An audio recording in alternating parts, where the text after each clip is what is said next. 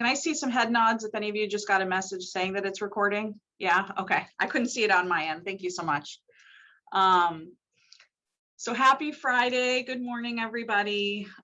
If you don't know me yet, my name is Laura Mackey, and I am the Director of Field Education with the Department of Social Work at Springfield College. I have been with the college since April of 2020. So it has been a very busy time since I've been here, a lot of learning. It has been really exciting to get to know as many of you as possible. Those of you I haven't gotten a chance to know yet, I really look forward to getting to know you better in the coming years. I just wanted to start with an appreciation for each and every one of you.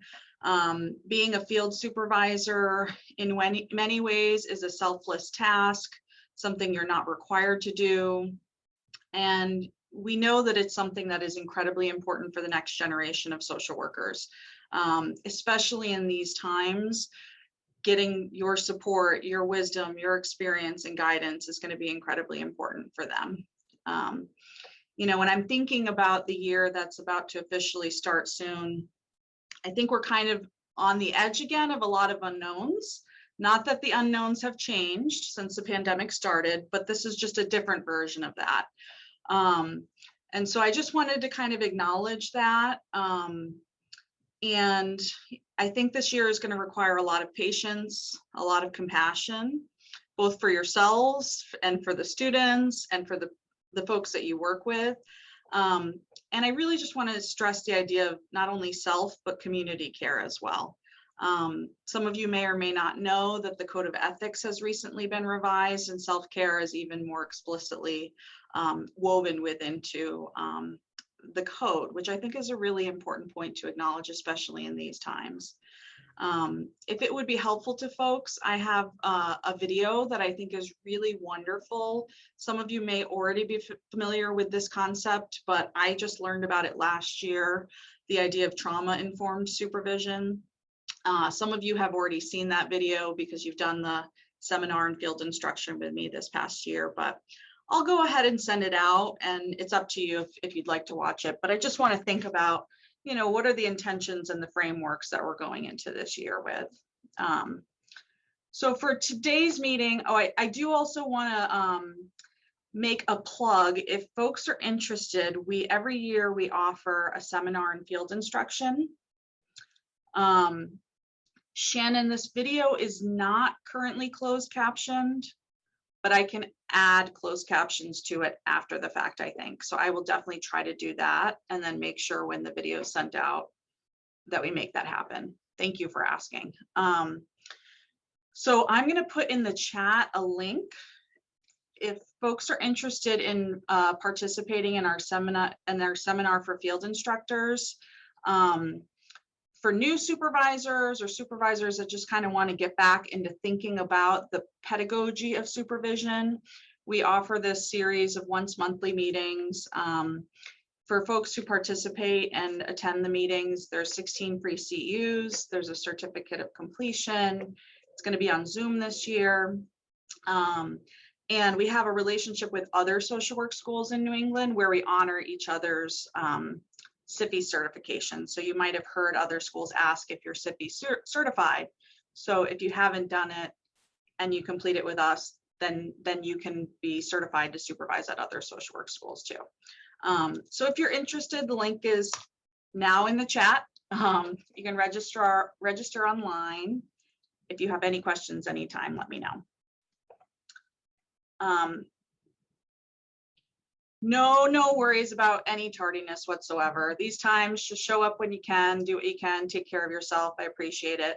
This is just a voluntary meeting because I wanted the opportunity to come together with folks, especially in this time with so many things being remote. I know last year, sometimes things weren't totally clear. So I wanted to make sure that everybody had the information and kind of knew what to expect once the year officially starts. I know some of you have already started working with students. So I will do my best to monitor the chat, but I might catch up with some of it towards the end too. Patrick, can I check in with you about whether there was any questions? No, you're good? Okay.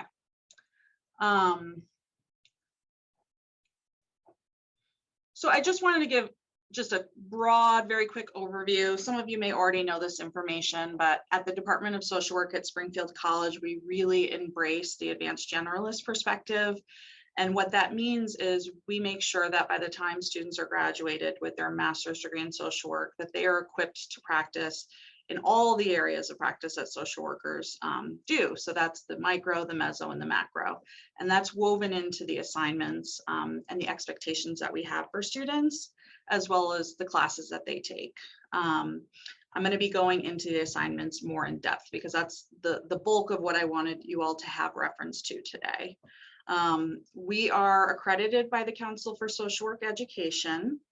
And so what that means is we follow all of their educational policies and accreditation standards.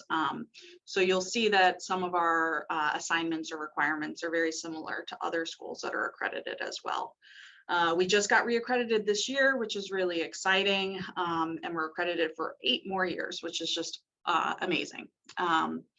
So the EPOS, we call them, the Educational Policy and Accreditation Standards, are woven into our assignments, as well as the social work core competencies.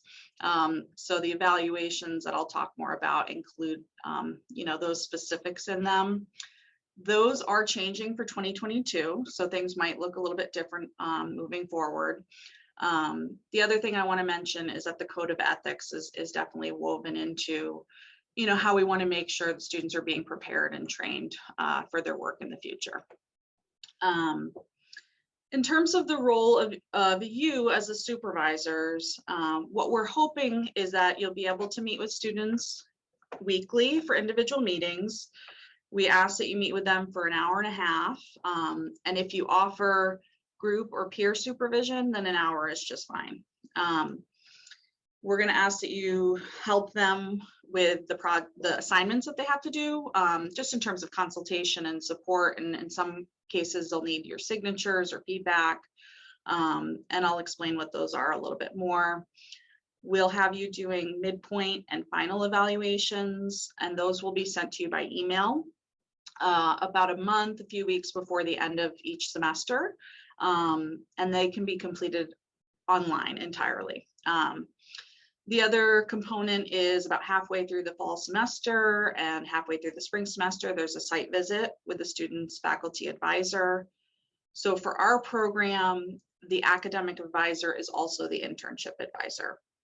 But I'm always happy to be available as another point of contact. I work very closely with the faculty.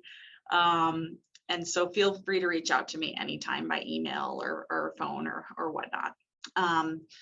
The last thing I could think of this morning was that we offer a supervisor appreciation event in the spring. And so that's voluntary, but it's a lot of fun. So would love it if any of you could attend when we get towards the end of the year, which is a little while ahead. So now I kind of wanted to dive into reviewing the assignments. Some of you, I think, have supervised students for years and years. Some of you were students. Oh, good morning. Just wanted to say hello to the little one with us today. But I have been able to figure out how to make our assignments more digitally friendly. I'm going to show you, I'm going to do a screen share and show you what they look like so that if the students are needing some assistance, you're familiar with what they look like as well. Students who are in field take practice courses that are designed to go along with their internship. And so I'm going to go to the first week of classes and be reviewing these assignments with students. Awesome. Okay. So many of you have gotten this sent to you by email. The students have also had it sent to them by email. They will have access to this workbook through our website, as well as on Brightspace, which is our learning platform that we use. So they will have lots and lots and lots of access to this information. So you're not responsible for keeping track of it. I just want to make sure you're familiar with what it looks like. So when you download the workbooks now, they're fillable PDFs. So then you can just type right into them. So like in this case, I'm typing my name, field supervisor, Dorji, I'm going to write your name because I'm thinking of it. And then they can be saved. One trick, if you don't know, is usually you want to make sure you save it with any changes that you've made in it. Laura, I just yeah. want, Shannon is looking to see when you're going to send it out to her. Okay, I will make a note. So our admin sent them out, but if you didn't get it, I'll make sure to send you one individually. So if anybody else hasn't gotten one, please feel free to send me an email. My contact information. Thank you so much, David.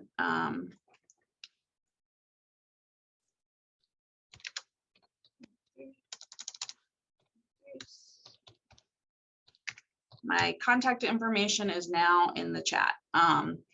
I can actually, I might as well go ahead and have our admin send the workbooks out again when I send the recording. Now that I'm thinking about it, that makes a lot of sense. So you'll have access to it again. Okay. Gotcha, Shannon. We'll make sure you've got it. So the first year workbook and second year workbook have a lot of similarities. So I'm just going to start by showing you the first year workbook and kind of what's within it. I've tried to make things as crystal clear as possible, but I'm always open to feedback, continuing to streamline things. So, you know, along the year, if there's anything else I can provide that would be helpful, just let me know. So I have some of the due dates listed, and that's really for students to be aware of. I created a check sheet that's just kind of the quick and dirty overview of what needs to happen throughout the course of the year for students to meet the requirements for their internship. One thing that students have been a little bit confused about, understandably, the past 2 years has been how many hours they have to complete. So when the pandemic began, the Council for Social Work Education released a set of guidelines that gave us a little more flexibility about internships. And one of the things they did was they allowed a reduction in hours, which our program decided to embrace that option.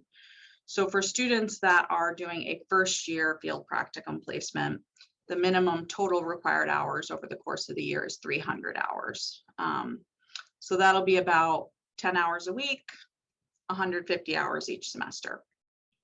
If a student is an advanced standing student, for very specific reasons, they do 425. And if they're a second year student, they do 465 hours. So it's about 15 hours a week. So this is the overview of the assignment. So students could use this if they wanted to just kind of look and check to see that they've met, you know, all of those steps. This information is all going to be in Brightspace for the students as well. And I can show you what that looks like. So there's also a table of contents in the workbook, so students and yourselves will have quick reference to where you can find whatever information you need. There's also a field practicum manual that has some of our policies in it, so I can make sure that's sent out to you too, so you have that information as well. So our 3 main assignments, the first one is called a learning contract. So I'm going to skip ahead to that.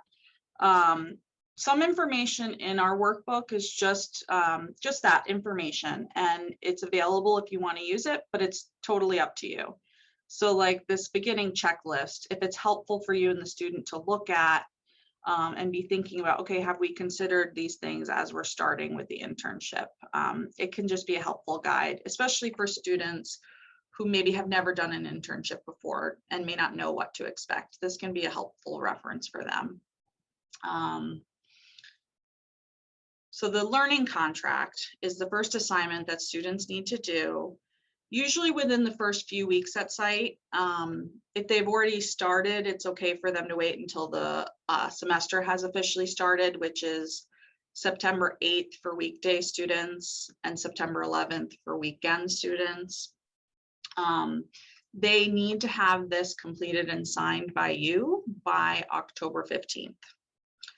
And then when they do the site visit with you and their academic advisor, they'll be showing this to the academic advisor and reviewing it with them.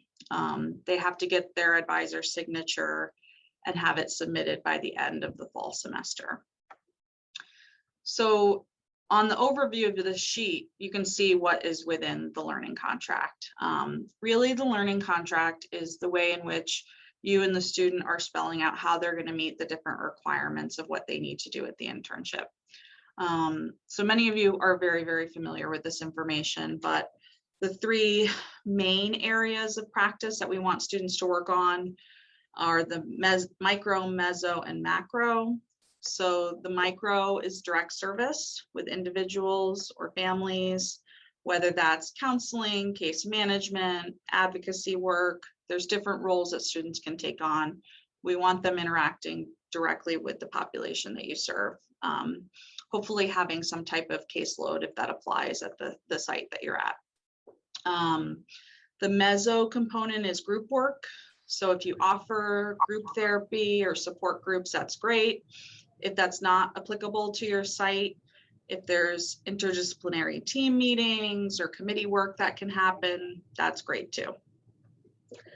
And then the last component is a project. If the students are in their first year of their internship, they do a community project. And that's something we really want them to consult with you about and get feedback and ideas about. We want them thinking about larger scale resources or interventions that could be helpful to the population you serve.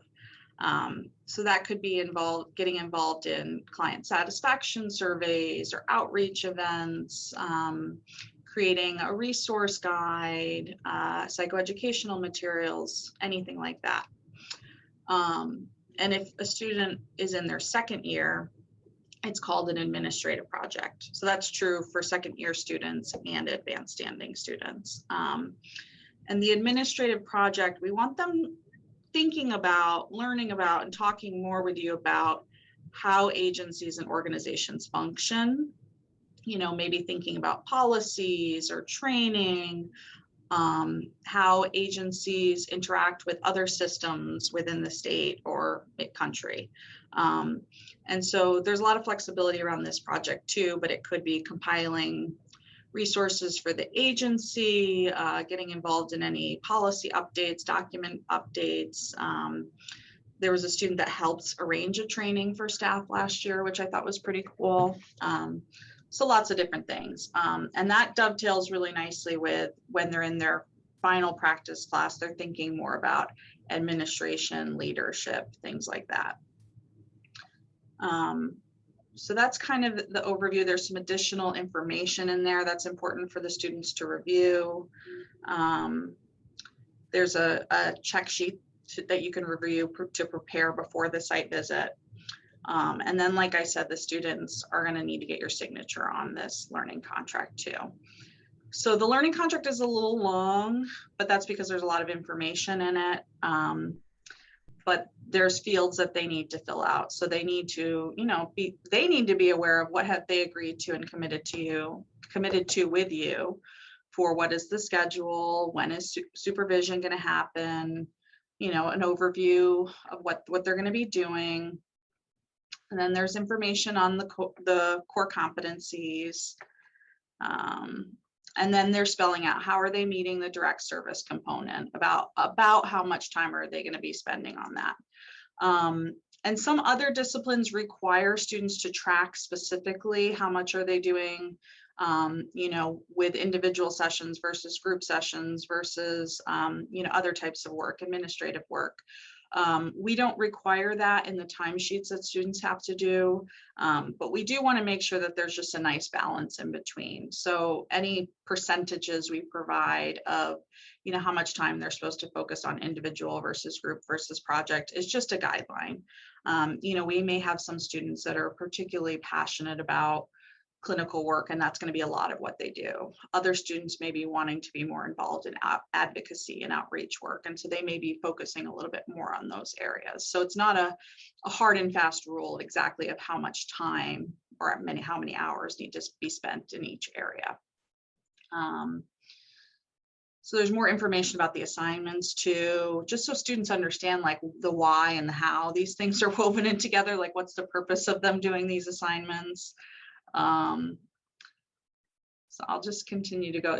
It's all really, I think, spelled out there. The students should be filling these out and then consulting with you about it, or talking through it with you.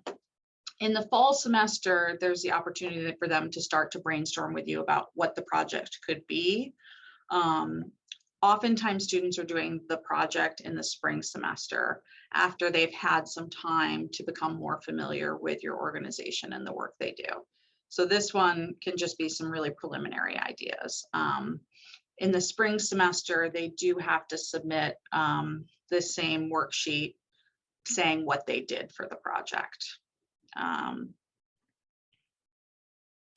So that's the learning contract.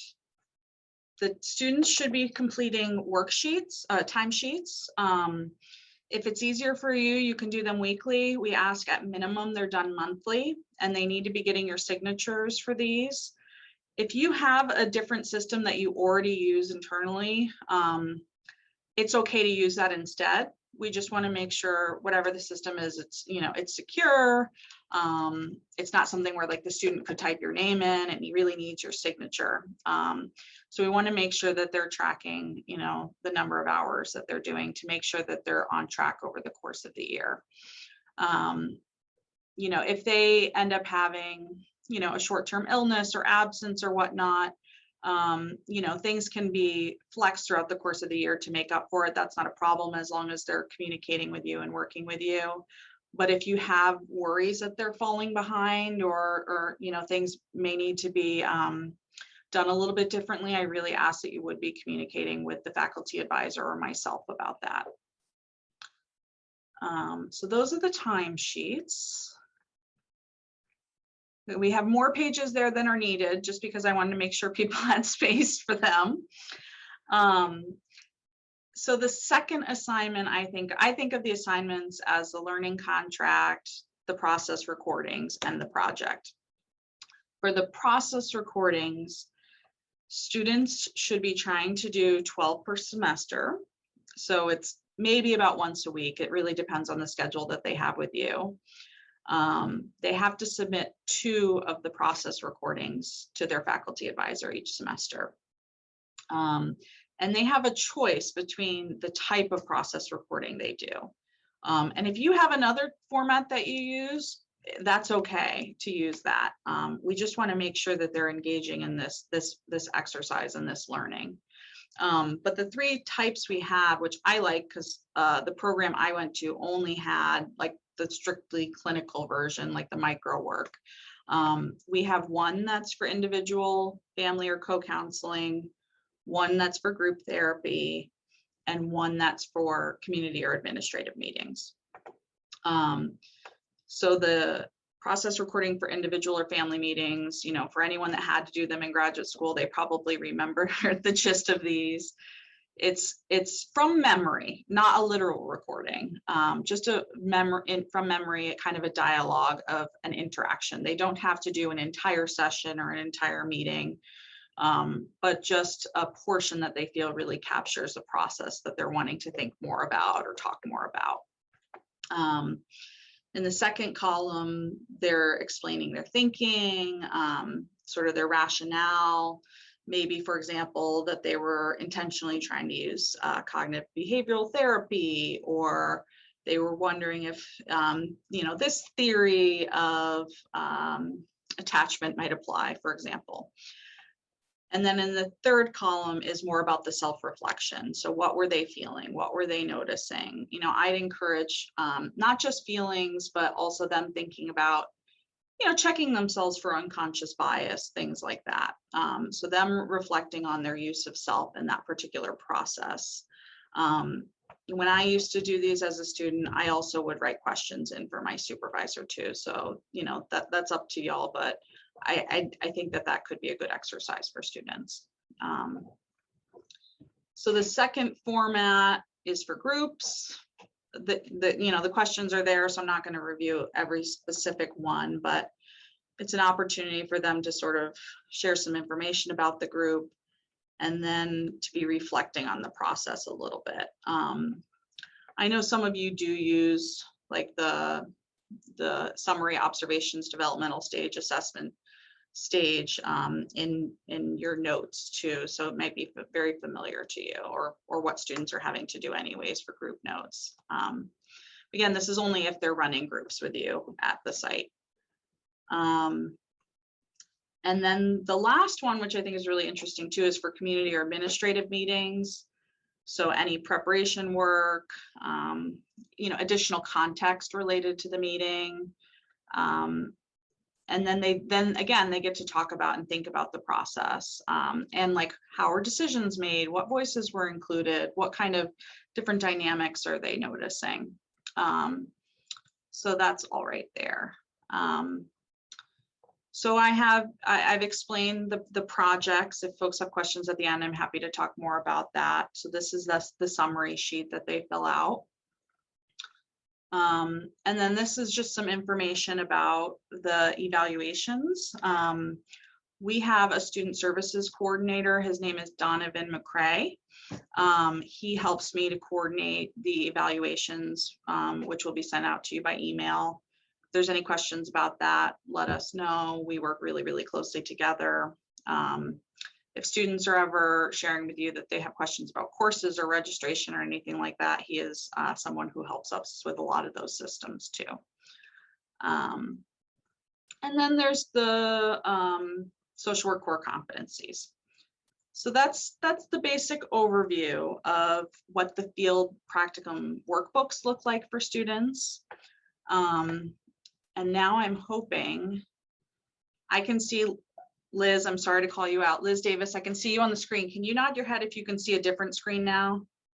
Like it says assignment, first year learning contract in blue text. You can, okay. So I just thought it might be helpful for you all to see our Brightspace learning platform. When students are registered for classes, they're put into the section that goes with their academic advisor. So if I was their advisor, this is what they'd see, but it's going to look exactly the same for every advisor. And there's a content section, and within that are the assignments. So I've made it so that each particular component can be done separately and uploaded directly into Brightspace. So for example, if a student clicks on the learning contract, they can just download it from there and fill it out, and then they can submit it online there. One thing I'm going to encourage the students to do is not wait until December 17th when the semester ends to submit everything. I mean, they have the option to do it up until that point, but say they have a couple of process recordings done in the earlier part of the semester and they feel really good about them, they feel like it demonstrates the learning and the work, you know, they can go ahead and submit them early. So if you could check in with them about that to make sure they're not kind of having that mad dash at the very end of the semester to make sure that everything's been submitted. They have to submit everything to be able to get the grade for the first half of this internship, which is the first term, and the second half of the internship, which is the second term. So I went through that much quicker than I thought I would. So I'm gonna stop screen sharing and just see if anybody has questions. I mean, no pressure, but I'm hoping that was clear. I couldn't see people's faces because I was looking at the screen. So I'm gonna stop recording.